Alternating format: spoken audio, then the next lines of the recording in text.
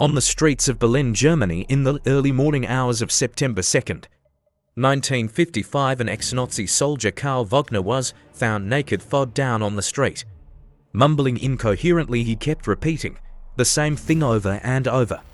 Again, his face and body were covered in what appeared to be scratch marks and scars that were years old. He was taken to the nearest police station where he was questioned. A search of his apartment revealed some extremely disturbing things. Something horrific happened during the search as well. This is an interview with Carl as well as a first-hand account from one of the policemen who searched his apartment. It was translated to English in 1978. Interviewer: what were you doing face down in the street? Carl: trying to drink myself to death so I could die, but I was obviously unsuccessful. Interviewer: tell me why you want to die. Carl: they keep calling me.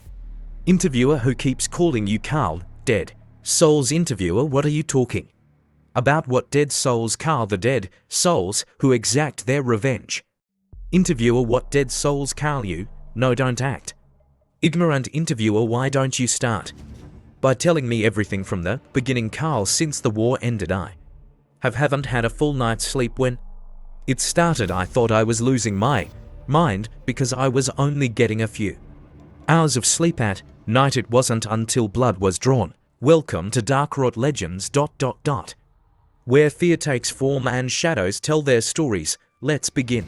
That I realize it was all too real. I remember well the day it all started. It was Saturday morning, August 24th, 1946, and I was sitting in my apartment, smoking a cigarette and drinking coffee, when I heard a knock on the door. I wasn't expecting anyone, so I jumped a little and got up to answer the door. When I opened the door I was surprised to see an old man standing there holding a clay sculpture of what appeared to be some type of grotesque looking door, and asked him what he wanted. His response was, "This is for you," as he handed me the clay sculpture, then turned and started walking away. "What is this? I don't want this, old man," I said as he walked down the stairs and out of sight. I wasn't in the mood to chase him down, so I took another hit off my cigarette, went back inside and shut the door. As I walked back to the kitchen, I looked more closely at the sculpture and noticed the detail on it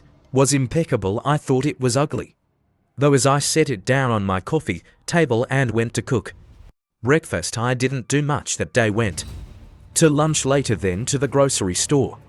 I made it back home around 6. I think I'd forgotten about the old man and the sculpture until I walked past the coffee table and noticed the sculpture was not there. I shook my head thinking I must have moved it and forgotten. I stopped and thought hard but couldn't remember moving it before I'd left the house. As I walked into my bedroom I was shocked to see there on my nightstand was the sculpture. Right then I knew for certain I didn't move it because I would have remembered putting it there. I walked over to it, grabbed it, walked into the kitchen and threw it into the trash. As I cooked dinner that evening I couldn't get the sculpture out of my head. I kept seeing its grotesque face in my mind. I'm not sure what time I went to bed, but sometime later I was startled awake to my name being whispered from somewhere in the darkness. I immediately sat up and yelled out, "Who's there?" I again heard my name being called out over and over again. I jumped off the bed, ran over to the light, switched and turned it on. The whispering immediately stopped. I stood there for a moment deciding what to do. I'm normally not scared of much, but I was starting to get nervous. Someone might be inside my apartment. I knew I needed to do a check, so I started walking from room to room, turning on the lights. As I did, the kitchen was the last place to check. I reached around the corner, fumbling to find the light switch, but before turning it on I took a deep breath. As I flicked on the light and walked into the kitchen I stumbled backwards and nearly fell over. There, sitting on the table, was a clay sculpture. As I stood there against the wall staring at it I couldn't believe it. It looked different, like its arms or legs were now in a different position. I wasn't sure though, as it see his face was what I paid most attention to. The terrifying thought going through my mind was, how the hell did it get out of the trash and onto the table again? I thought someone must have Entered my apartment, but I checked every room and there was no one. I hadn't checked the front door yet, so I quickly walked over to it to see if it was locked, and it was. I then walked back to the kitchen, grabbed the sculpture, held it up and said, "What in God's name are you hideous looking piece of underscore underscore." I walked over to the trash bin, opened it up and dropped it in. As I stood there looking down at it, I again heard my name being whispered from somewhere behind me and felt something sharp going up my spine. I immediately turned around, swinging my fists as I did, but was baffled to see no one was there. "Who's there?" I shouted. Right then I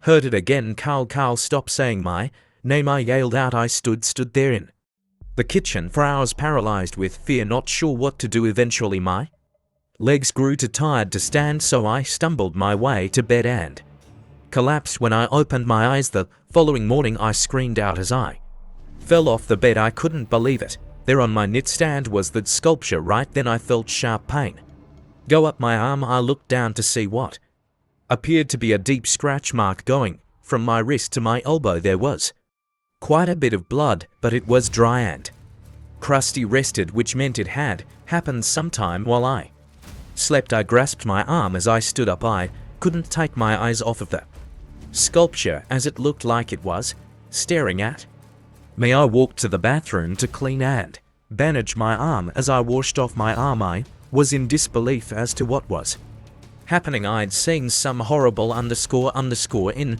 my life, but nothing unexplainable like this. Once my arm was taken care of, I sat down on the bed and just stared at it. Its hideous face glaring back at me. It felt like it was staring into my soul. As I sat there on the bed, I thought of 100 ways to try and get rid of that cursed thing, but was beginning to think no matter what I did, it'll come back. I didn't care, though I had to try. After sitting there for a while, I grabbed it and decided to walk down the river and throw it in to see if I could rid myself of it. When I made it to the river, I took one last look at it and threw it in as hard as I could as I yelled, "Stay the hell away from me." When I made it back to my apartment building, I stood outside, not wanting to go inside for fear that damn thing would be there again. A few minutes later, I walked up the stairs to my door. I took a deep breath as I inserted the key and turned the lock. As I stepped inside, I could see it was not on the coffee table, but I figured if it was back, it'd be on my nightstand. I slowly made my way to my bedroom and didn't hesitate. As I turned the corner, I fully expected it to be there, but to my surprise it was not. I breathed a sigh of relief, then went to the kitchen to grab a beer and something to eat. I sat on the couch the rest of the day getting drunk until I fell asleep. The next thing I remember was all of my muscles and my body tensing up and extreme pain going through my body. I was then shot straight up into the air as I hit the ceiling with such force it broke my nose along with several other bones. I was then pulled back down onto the couch and felt like something was holding me down, so I couldn't move. I'll never forget the pain I felt as my entire right leg was repeatedly scratched. I pleaded and screamed out in pain for it to stop, though it did not. I could feel the warmth of my blood as it escaped my body. I eventually passed out from the pain. When I opened my eyes the next morning, I felt like I wanted to die. As I slowly sat up on the couch, I could see there was quite a lot of blood. I could feel my nose was swollen and several of my fingers along with my left arm had been broken. I knew I needed to see a doctor, so I got up and went to my bedroom to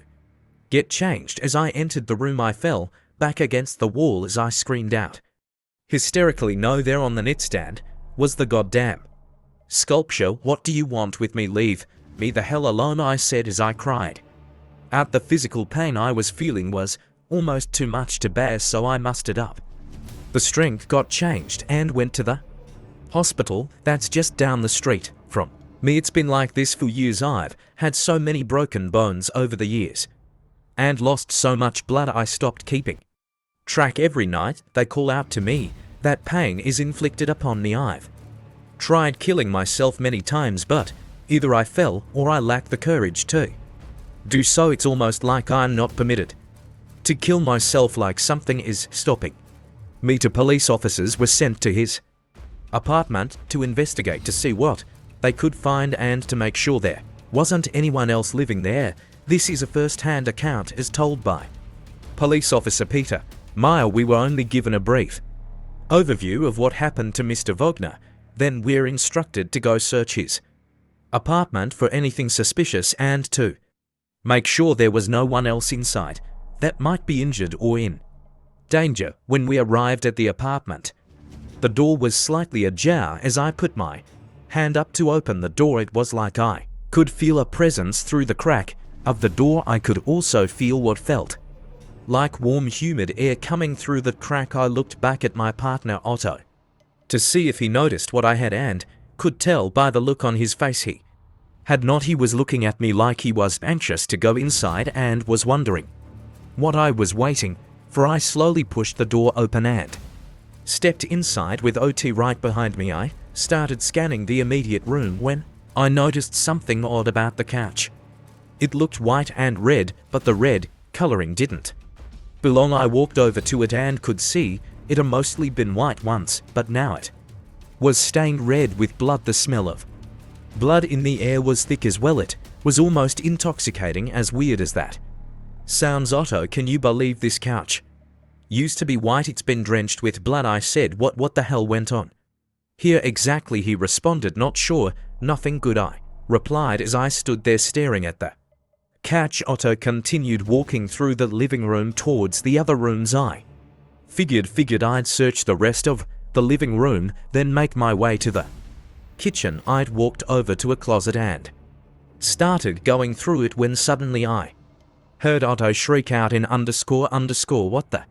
His sentence was cut off. I immediately froze in place. Otto, are you all right? I yelled. Seconds went by with no response. He then screamed again, Peter, help me, I'm coming, Otto, I said as I took off running. The first room I came to was the bedroom, and as I entered the room, I'll never forget the image of what I saw out of my head. There on the ceiling with his arms and legs spread was Otto. He was shirtless and he had been cut open from his groin to his sternum. His entrails were hanging down with some of them laying on the bed. Out of the corner of my eye on the ground just under the bed, I saw some slight movement. I crouched down to get a better look and nearly lost my balance as I shouted out, Holy Mother Mary of God. There stood the scariest looking sculpture of a man I'd ever seen. It was about 6 to 8 in height, and I swear in my mother's grave I saw it move. My thoughts immediately turned back to Otto as I looked up at him, also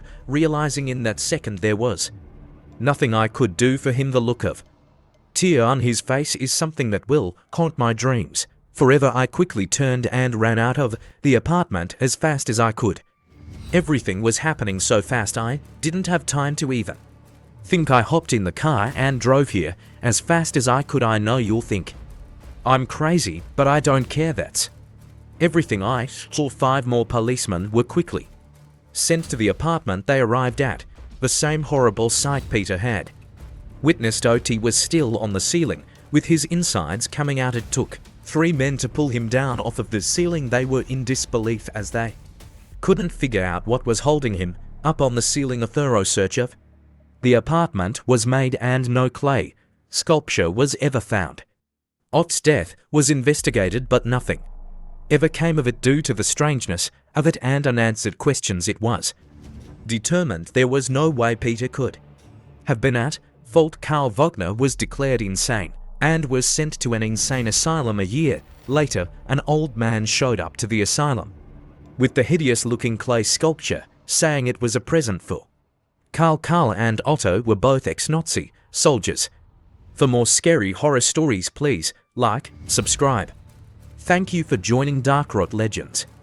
Subscribe for more tales of terror. If you dare.